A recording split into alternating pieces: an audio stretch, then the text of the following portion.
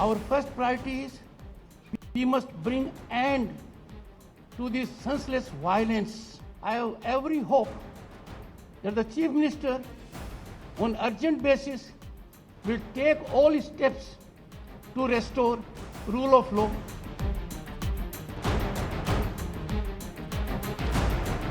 The governor is the distraction. He's denigrated the office of the governor of West Bengal to such lows as we've never seen before. He's failed at his task. He's not going to succeed. Call him back. Send someone else.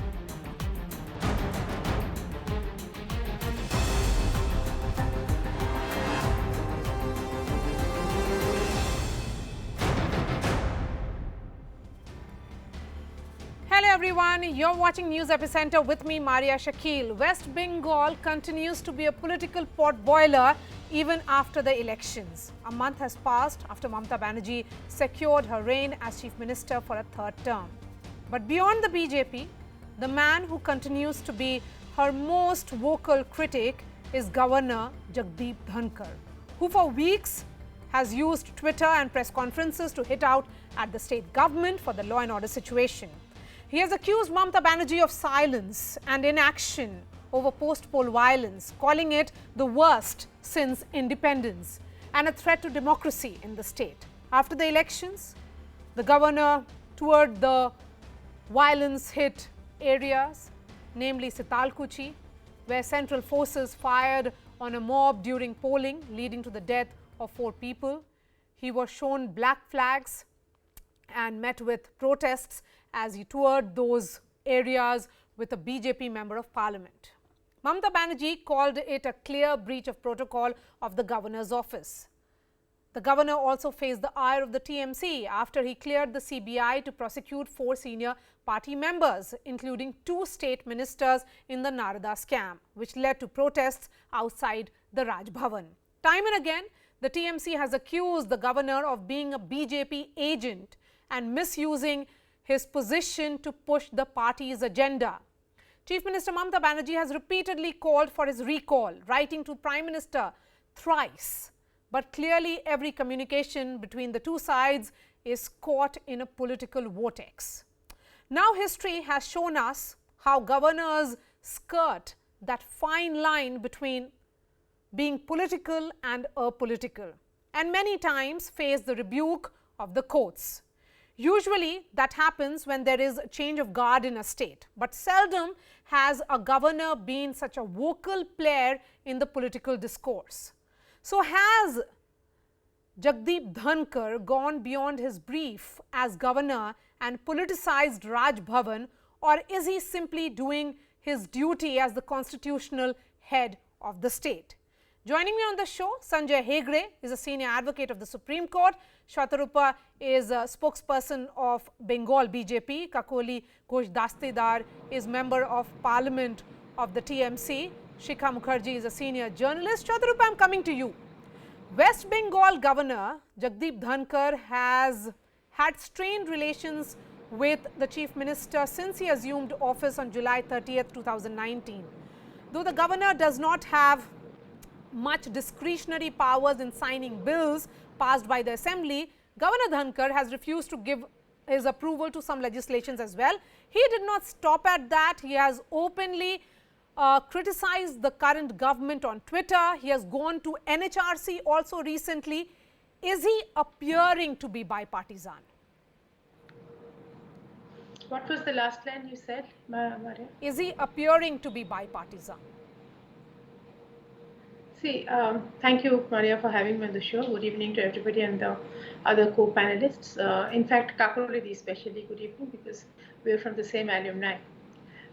Yes, coming to the governor of West Bengal, he is, as far as the job of the governor is concerned, I think he's doing an excellent job. At the very outset, let me just clarify, when you introduced me, you said that I am the spokesperson of BJP West Bengal, and I again wish to reiterate that I am the spokesperson of my party and not the spokesperson of the Honorable Governor, because he doesn't need a spokesperson like our party. Having said that, he is doing his job because this is the job that he has been assigned to do by the President of India, nobody less than that. The governor is a representative of no less than the Yes. President of India. Yes. And he is supposed to observe whatever is happening in the state and give discrete But reports, maybe Shatarupa, open reports. look at the tweets. His recent tweet 3 days ago, in which the governor says Mamata Banerjee is continuing her silence and there is inaction over post-poll violence, etc., etc., perpetuation of miseries on political opponents, which is the worst since independence. He's right. He is the governor. He's absolutely right. He's absolutely right. This is his observation. You know what is happening in West Bengal. Your units are here. Your cabinet. There seems to be a problem with that audio. Before I bring in other panelists, let me get a word from Sanjay Hegde. Sanjay Hegde, there have been, controversies associated with governors since 1950s. We have seen multiple instances. It's nothing new. And, there have been also several Supreme Court verdicts as well.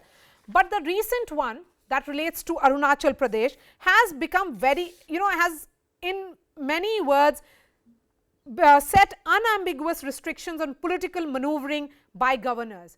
When a governor, such as Governor Dhankar, raises questions the way he is doing, engaging with the political opponents the way he is doing, is this in that scope of his duties? Well, constitutionally, governors like Victorian children are meant to be seen and not heard. They merely reign. They do not rule. The Supreme Court long ago in Shamsher Singh's case said that we do not follow a presidential form of government. They said it's not the waters of the Potomac, but the river Thames that fertilizes the Indian Constitution. So a governor is in the position of a constitutional monarch, has to be proper at all times, and can in no event be seen as taking over the administration of a state. In fact, there are judgments which require the governor to be a friend, philosopher, and guide to the government of the day. Well, this governor certainly is no friend. That is very obvious. We do not know much about his philosophy, but he certainly cannot guide the administration. The way he is. The way he is doing. This reminds me of pre-independence India, where the British governors often tried to tell the Indian elected provincial ministers that the administration should be run in a certain way. That was all right in pre-independence India under the Government of India Act. Yes. But post-independence, governors have always had to strictly follow the constitution and largely only for a. So you are of the opinion, Mr. Hegde, that if anything, the current governor of Bengal is not following the constitution. Are you saying that when he upholds the current government and raises questions regarding post-poll violence? The governor, if he appears to be partisan, is certainly not following the constitution. Okay. We have had the current president of India who was governor of Bengal. One of the things that governor of Bihar, one of the things which is said to have gone in his favor when he finally became president was that he was a copybook governor. He went along with what the administration wanted, and his advice was there if sought. Unsought advice, no. Okay. So clearly, as far as this governor is concerned, we are looking at those images as well. There is something that he has become now the centerpiece of controversy. Kakuli, come in on this. You heard from Sanjay Hegde. May I just finish what I was saying? Yes, I am coming to you in just a bit. Let me take a quick word from Kakuli. Kakuli, come in on this. The point being made about the role of governor. Yes, the TMC has been questioning him. Mamata Banerjee has written letters to the Prime Minister demanding his recall. But many would also say that in the post-poll scenario, when there has been instances of violence which are being seen as retributive, this is the governor telling the people that he is watching over this government. First, let me take this forum. I wish it reaches the Bharatiya Janata Party spokesperson that the Honorable Governor here he appears to be having a diabolical intention of harming the peace of West Bengal. Article 163 gives him power to consult the cabinet and form a connection between the central government and the state government as a bridge to take the development of the state and its people forward in a peaceful manner. This particular governor, he is acting like a spokesperson of Bharatiya Janata Party, and he seems to be working at the behest of Bharatiya Janata Party. He's turned the Raj Bhavan here into Bharatiya Janata Party's party office, which is absolutely unconstitutional. So I think Mamata Banerjee giving the call of having him recalled is absolutely necessary at this moment. I would request the spokesperson of Bharatiya Janata Party to give me one incidence, only one incidence, not too many, where some kind of violence has taken place against some party, political party, activists of their political party, and police has not taken any action. Okay. Secondly, the honorable governor, why is he not looking at why is he not looking at the point here is, have there been FIRs in the state? Then how can the governor say and use those very strong words by saying that this is the worst since independence and that it doesn't augur well for democracy? He is working at the behest of Bharatiya Janata Party, acting like its state president, and he is trying to piece of West Bengal. He is the worst governor West Bengal has seen since independence. Okay, Shaturuppa, quickly. Okay, Kakalidi, I was patiently listening to you. Please just give me one hearing since I'm junior to you in school, way junior. You see, this is the narrative that Trinamool has been constantly saying. That, I mean, at least this is the first time Kakalidi from Trinamool has used a nice word, diabolic. At least it's a dictionary word.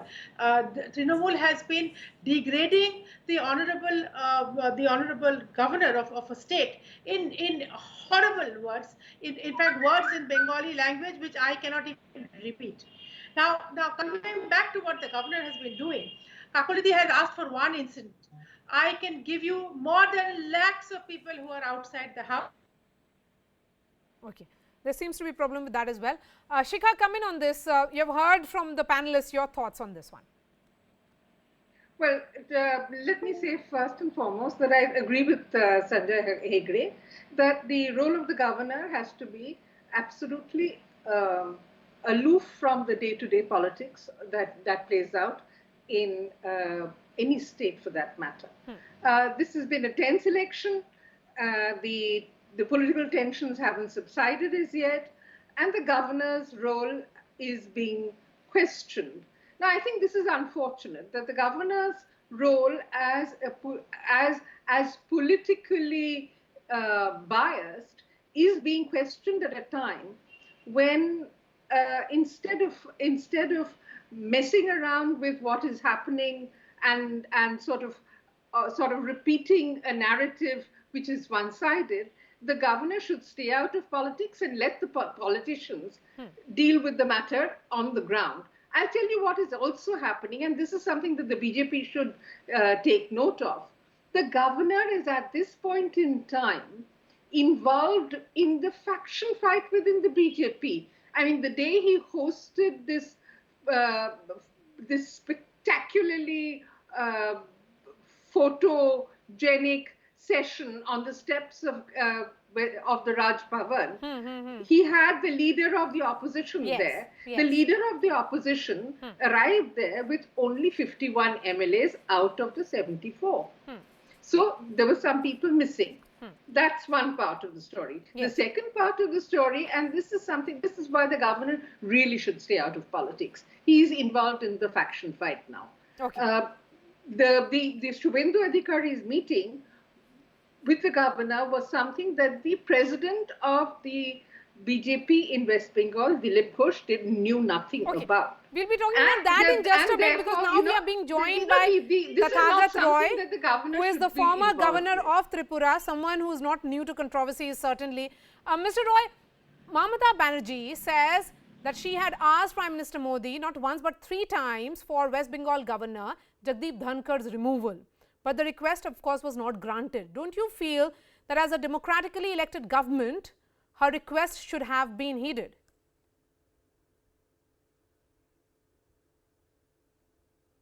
Absolutely not. The governor is not appointed by the democratically or otherwise chosen chief minister. He or she is appointed by the president. So he works at the pleasure of the president. The chief minister can also make a request, but the request can either be granted or be refused. The clash between the Raj Bhavan and Chief Minister's office is not new, Mr. Roy, especially when the state and the centre are ruled by different parties. Time and again, the office of governor has been mired into controversy. You too are not new to controversies. You too have made statements in the past which were seen to be partisan. Shouldn't a governor appear to be bipartisan?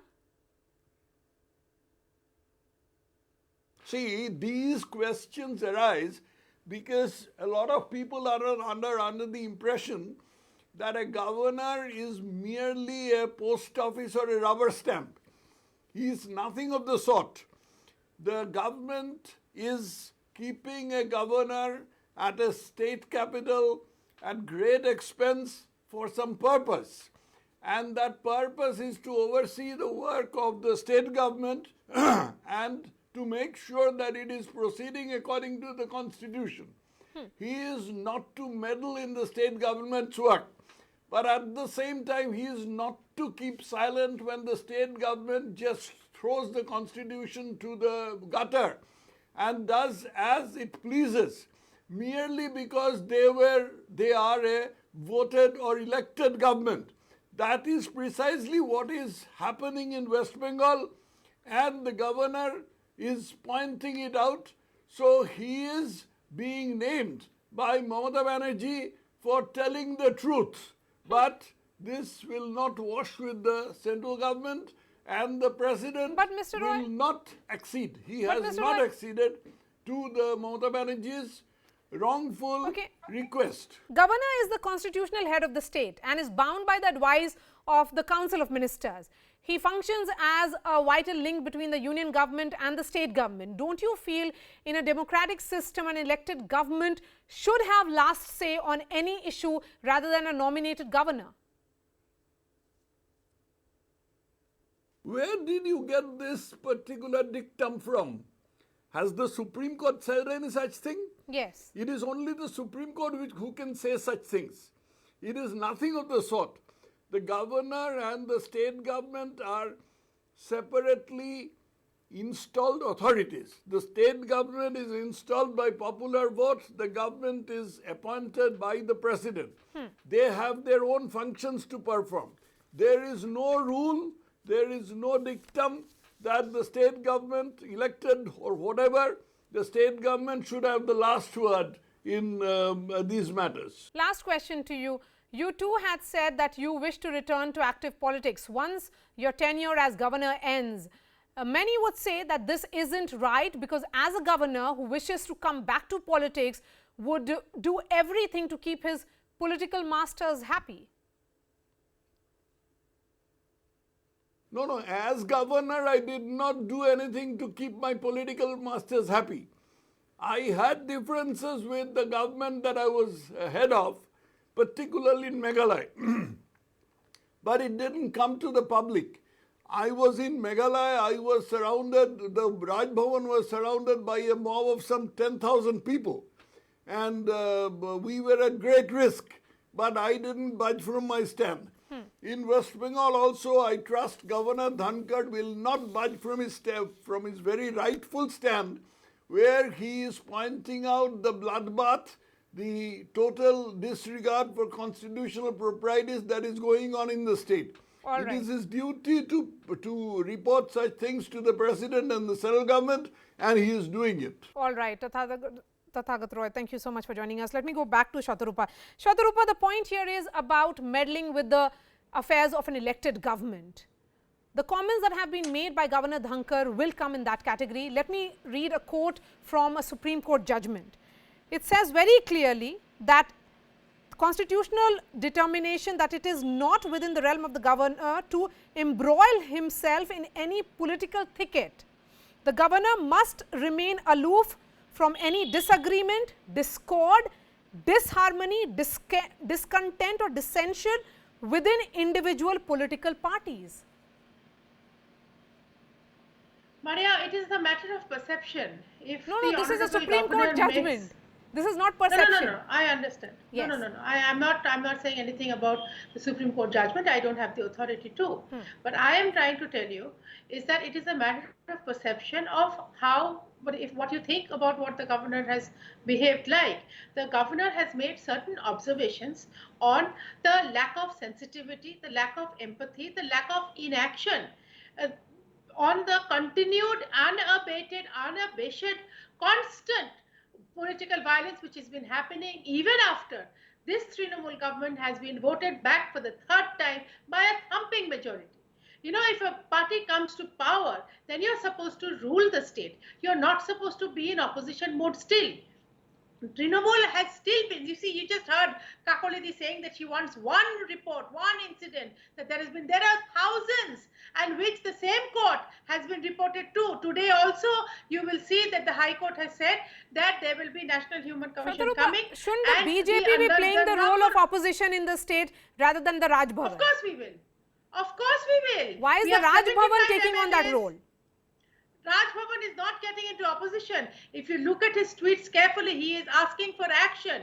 He is not opposing anybody. He is very simply straightforwardly stating that the government's inaction, the state government's inaction. Okay, let me read another part, because that is where this becomes important. And this is again the bench which comprised of Justices Deepak Mishra, Madan Lokur, PC Ghosh and Ramanna ruled unequivocally that the governor is not the conscience keeper of the Legislative Assembly and that he had to stay away from the business of the assembly besides steering clear of political horse trading. So you're not the conscience keeper either. So when did he do that? When The did he do statements that? that When has did he been become the made. conscience keeper? When did he meddle in the Legislative Assembly? For once, the Legislative Assembly hasn't even sat. In fact, in the Vidhan Sabha, he's supposed to give an introductory speech. Beyond that, he has not gotten involved in that. He is constantly saying that get into action. Okay. Do something for the state. You are an elected government. Respond to this, and I'm going to give the final words to Sanjay Hegde. No, what I actually want to comment is that he is an insult to the chair that he is holding, the high position given to him by the Constitution of India. He is insulting every day by his tweets. He is insulting by making public the letter that he is writing. Say one thing, Maria. Constantly, Trinamool is insulting the highest possible chair in the state with abnormal words, insulting him with crazy words. This is not done. One is a democratically elected leader. Another one is a constitution office. The question is, both of them have to strike a balance to work. That is not happening in the state of West Bengal. Yes, okay, Kakuli, go ahead. And let me just remind you, Maria, Kakuli, the please. Honorable Chief Minister, Okay. the Honorable Chief Minister Kakuli. has been at loggerheads with everybody. Kakuli will speak now. Even with Yes. Kesarinathan Tripathi who had come before. Yes, Kakuli.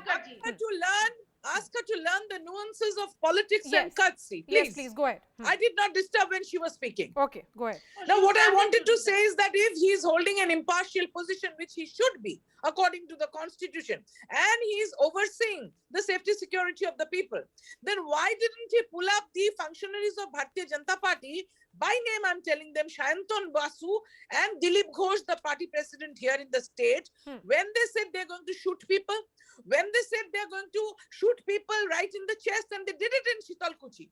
They fired at people inside the polling booths. Why didn't he make any comment? He is actually inciting to create problem in the state and overthrow this government, which has been elected with a huge mandate, third time by the people of West Bengal, who know you better get the than final words. trusting him. So he is not keeping to the books, and he should be removed immediately. Okay, Sanjay Hegde. Mr. Roy said that the governor exists at the pleasure of the president. But while he exists at the pleasure of the president, he must not be seen as existing on the pressure of the president. Here for the president, please read the Union Home Ministry, who normally appoints governors. Yes. That's point one. Secondly, the Indian Constitution knows only of the elected governments which actually rule. constitutional functionaries, whether they be governors, presidents, judges of the courts, Yes. they do not get into any ordinary street fight or political fight. They are there in a constitutional role only within very strict defined parameters. The governor's parameters have been set by a 7-judge judgment of the Supreme Court in Shamsher Singh's case. Yes. And this governor seems to have gone far beyond that remit. All right, Sanjay Hegde, thank you so much for those final words. Shatarupa, Manojit, in fact, thank you so much for joining us, Shikha, and also Kakuli for your time. That's all from me. Thanks so much for watching.